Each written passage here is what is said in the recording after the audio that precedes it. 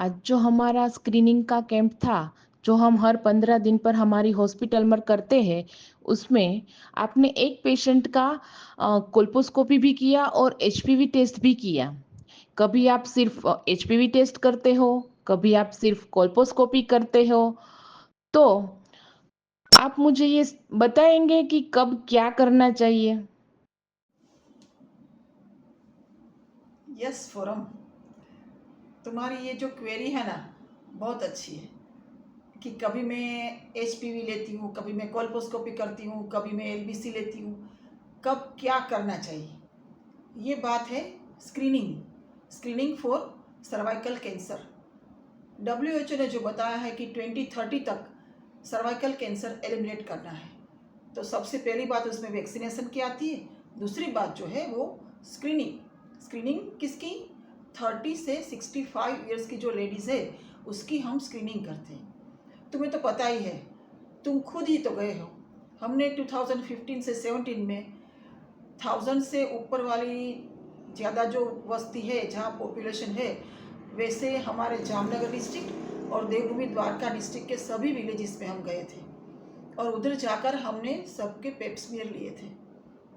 और ये पेप्समियर की बात तब थी, लेकिन अब एक स्टेप आगे, आज है 2025। तो पेप्समियर से ज़्यादा स्पेसिफिसिटी, सेंसिटिविटी जो है वो एलबीसी मतलब लिक्विड बेस्ड साइटोलॉजी, वही ये जो है इस तरह से, ये जो ब्रश आता है इस तरह से, ये जो ब्रश आता है, ये जो सर्विक्स है उसमें इस तरह से ये लगा के और फिर ये जो डिब्बी होती है उसके अंदर इसको डाल देना है, अलग करके उसमें डाल देना होता है। और वो है एलबीसी, लिक्विड बेस्ड साइटोलॉजी। वही साइटोलॉजी ही हुआ, लेकिन लिक्विड बेस्ड साइटोलॉजी जो है उसमें हम ये जो सर्विक्स है और ये ब्रश है, तो ब्रश को इसी तरह से सर्विक्स में इस तरह से ये जो उसका स्क्रैपिंग करते हैं और फिर इधर से ये इसको रिमूव करके ये जो डिब्बी होती है उसमें सॉल्यूशन है उसमें डालते हैं और फिर लेबोरेटरी में जांच के लिए भेजते हैं। ये हुआ लिक्विड बेस्ड साइटोलॉजी। उसमें साइटोलॉजी की जांच होती है और सेल्स के अंदर जो न्यूक्लियस है उसमें जो चेंजेस होते हैं वो सब उससे पता चलता है कि इसमें न्यूक्लियस में सर्वाइकल कैंसर का कोई चेंजेस है कि नहीं। ये ज़्यादा स्पेसिफिक है, इसीलिए पेप्समियर के बजाय हम अभी लिक्विड बेस्ड साइटोलॉजी एलबीसी लेते हैं। यही जो ब्रश है, इससे एक चीज़ और भी हम ले सकते हैं सेम ब्रश से, सेम स्क्रैपिंग में से, HPV DNA testing. Cervical cancer किससे होता है तो तुम तो जानती हो, जो वायरस है वो है एचपीवी वायरस। तो एचपीवी वायरस का इन्फेक्शन लगा है कि नहीं वो जानने के लिए ये आरटीपीसीआर या तो कोबास का ये जो टेस्ट है उसको एचपीवी डीएनए टेस्ट बोला जाता है। और उससे एचपीवी का इन्फेक्शन है तो उसमें से जो चेंजेस होते रहते हैं, हर एक को ये जो इंटरकोर्स के बाद या तो सेक्सुअली एक्टिवेशन के बाद में ये एचपीवी का इन्फेक्शन लगता है। लेकिन जिसकी इम्यूनिटी ठीक हो, जिसका हीमोग्लोबिन ठीक हो, जो आनंद से रहते हैं, उसको ये जो एचपीवी का इन्फेक्शन है वो क्लियर हो जाता है। लेकिन हर बार किसी को बहुत लंबे टाइम तक वाइट डिस्चार्ज, इचिंग, ये सब जो कंप्लेंट रहती है, तो फिर उसमें से उसे ये चेंजेस आगे बढ़ते जाते हैं। उसमें बहुत टाइम लगता है, 5-10 ईयर्स। और ये एक चेंजेस में अभी तो ये मैं बता रही हूँ, ये चेंजेस होते हैं तो फिर एचपीवी का इन्फेक्शन है कि नहीं वो जानने के लिए ये एचपीवी डीएनए टेस्टिंग है। ये हम सेम स्क्रैपिंग में एलबीसी भी ले सकते हैं और सेम स्क्रैपिंग से एचपीवी डीएनए टेस्ट भी कर सकते हैं। और इससे ये पता चलता है कि इन्फेक्शन है कि नहीं। इससे ये नहीं पता चलता कि तुमको कैंसर है कि नहीं। फोरम, तुम्हें पता है ना कि हमको कितनी तकलीफ पड़ी। ये जो पेप्समियर हम करते थे या तो ये सैम्पलिंग में, ये सब में, स्क्रीनिंग में, पेशेंट को बुलाने में, या तो हम उनके डोर स्टेप में जाते थे तो भी हमें पेशेंट का पेप्समियर लेने में कितनी तकलीफ पड़ती थी। अभी ये जो आदिवासी जाति है और ये सब में ये लोग सब समझते नहीं है। इसीलिए सिंगापुर में एक रोज टेस्टिंग हुआ, ROSE, कि सेल्फ सैम्पलिंग, कि खुद पेशेंट आते नहीं, वो शर्माते भी है, घबराते भी है, ऐसा भी बोलते हैं कि डॉक्टर तो शंका डाल देते हैं कि तुम्हें कैंसर है, वो इस तरह से वो बहुत सारी उनके मन में जो चलता है ना, वो हम गेस नहीं कर पाते कि क्या एक्चुअली चलता है, लेकिन ऐसी सब चीज़ें होती हैं। और इसीलिए क्या करना है, ये रोज़ जो है उसमें सेल्फ सैंपल, ये जो किट है इस तरह से वो पेशेंट को ही दी जाती है और वो पेशेंट खुद अपने आप से वजाइना में डालकर ये सैंपल ले लेता है और फिर लेबोरेटरी में भेजता है। ये हुआ सेल्फ सैंपलिंग।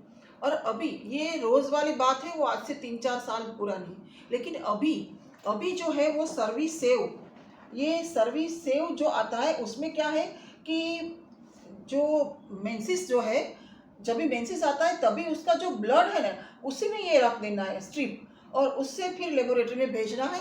तो पता चलता है वो खुद जो सैंपल लेते हैं उसमें से, उसको न तो हॉस्पिटल पर जाना है, उसको न तो अपने आप को कहीं अनकवर करना है, कुछ नहीं। तो जो भी लेडीज़ की प्रॉब्लम होती है ना, वो सब सोल्व हो गई।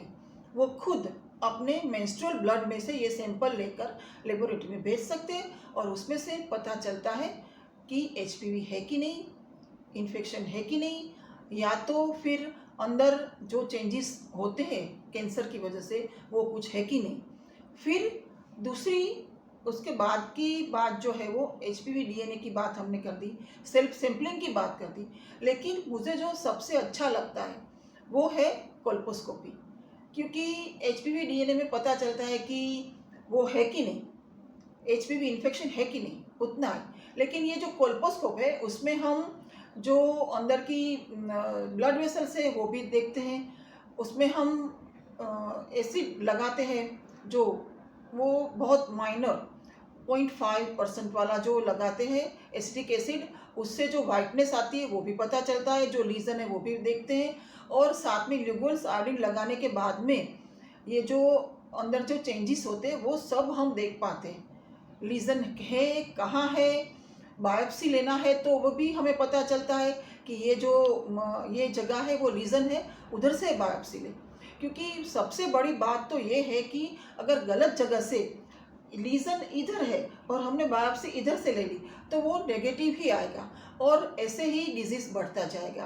पेशेंट और हम दोनों को इत्तला हो जाएगा कि नहीं उसको कैंसर नहीं है, लेकिन कैंसर तो था, हमने बायोप्सी गलत जगह से ली इसलिए नेगेटिव रिपोर्ट आया। ये इसीलिए मेरा जो फेवरेट है वो कोल्पोस्कोप है। हम HPV DNA भी करते हैं, हम LBC भी करते हैं, सब कुछ करते हैं, लेकिन इससे कंफर्मेशन मिलता है कि क्या किस जगह से है, कितना है, कहाँ से बायोप्सी लेनी है और लीजन कितना है, उसमें जो अभी जो स्पेशल ऑपरेशंस आते हैं ना, हाँ वो कौन सा ऑपरेशन इसमें काम आएगा। अभी सेव यूट्रस की बात है, ये यूट्रस जो CIN मतलब जो प्री कैंसरस कंडीशन, कैंसर होने से पहले की जो बात है उसमें हमें यूट्रस निकालने की ज़रूरत नहीं है, सेव यूट्रस की बात है। और वो कौन सा ऑपरेशन कब करना है उसका पता भी इसी से ही चलता है। इसीलिए मैं जो स्क्रीनिंग करती हूँ, हम जो हमारे हॉस्पिटल में कैंप करते हैं उसमें फिर से बता रही हूँ, रिपीट लगता है लेकिन फिर से बता रही हूँ कि हम LBC भी करते हैं, हम HPV DNA भी लेते हैं, सेल्फ सैम्पलिंग के लिए भी अगर जो ऐसा पेशेंट है तो उनको एडवाइस करते हैं, लेकिन colposcopy is the last answer. वो कोल्पोस्कोप करने के बाद में हमको लीजन का पता चलता है, बायोप्सी अगर कहीं से लेना है तो उसका भी पता चलता है, एंड हम एक फाइनल रिजल्ट देते हैं कि आपको कुछ आगे ट्रीटमेंट की ज़रूरत है कि नहीं। अगर नहीं है तो सिर्फ इतने रुपए में या इतने मिनिमम चार्ज जो हम लेते हैं उसमें से आप चिंता मुक्त हो जाते हैं कि नहीं हमें कोई कैंसर नहीं है, या तो अगले 3 साल तक हमें कोई और जांच करवाने की ज़रूरत नहीं है। ये हम फाइनल रिजल्ट देते हैं। और यहाँ ज़रूरत है तो बायोप्सी हुई, HPV DNA हुआ, LBC हुआ, सभी का एक जो निचोड़ आता है कि अभी आपको कौन से ऑपरेशन की ज़रूरत है वो भी हो जाता है और आप चिंता मुक्त अगेन हो जाते हो ये ट्रीटमेंट के बाद में कि अभी जो प्री कैंसरस कंडीशन है वो हमने निकाल दी और हमें अभी कैंसर होने वाला नहीं है। स्क्रीनिंग ज़रूरत है, लेकिन ये चिंता मुक्त हो सकते हो कि अभी हमें इतना जल्दी ये कोई कैंसर वाली चीज़ नहीं है, या तो जो तकलीफ थी उसकी हमने ट्रीटमेंट करवा ली। फोरम, आज एआई का ज़माना है, चैट जीपीटी का ज़माना है, तो उसकी भी बात करनी चाहिए मुझे कि अभी ब्रिटिश कोलंबिया की ओर से एक नई टेस्ट आई है, एआई बेस्ड है और क्वांटिटेटिव डीएनए प्लॉइडी टेस्ट। तो उसमें जो न्यूक्लियस में जो चेंजेस होती है डीएनए के, उसकी क्वांटिटेटिव जो टेस्ट है वो है, और ये भी पता चलता है कि कितने सेल्स में कितने न्यूक्लियाई में ये चेंजेस हैं। और इतना ही नहीं, लेकिन 2 साल पहले से पता चलता है कि आपको अगले 2 साल में कैंसर होगा या तो नहीं। ये एआई बेस्ड है, तो ये नई चीज़ है और अपनाना चाहिए। मेरी हर एनजीओ, या तो फीमेल एनजीओ या तो जो भी ज्ञाति मंडल है, सबको ये रिक्वेस्ट है कि अपनी कोई बहन, कोई बेटी, वाइफ या तो कोई भी female relative cervical cancer means गर्भाशय के कैंसर की वजह से मृत्यु नहीं होना चाहिए उसका। और हर एक एनजीओ को इस तरह से अपने जो भी मेंबर्स है वो लोग का इसी तरह से स्क्रीनिंग करवा देना चाहिए। जो बेटी है 10 से 20 साल की, उसको वैक्सीन देना चाहिए, और जो 30 से 65 ईयर की जो लेडीज़ है, उसका अगर कोई भी सिम्टम है तो भी उसे ये स्क्रीनिंग करवा लेना चाहिए। ये बहुत सारी चीज़ें हैं स्क्रीनिंग के लिए, और उसका कंक्लूज़न भी आ सकता है। हम हमारी बहन, बेटी, माँ, भाभी, काकी, हर एक लेडी को गर्भाशय के मुख के कैंसर से बचा सकते हैं, तो क्यों न करवाएं।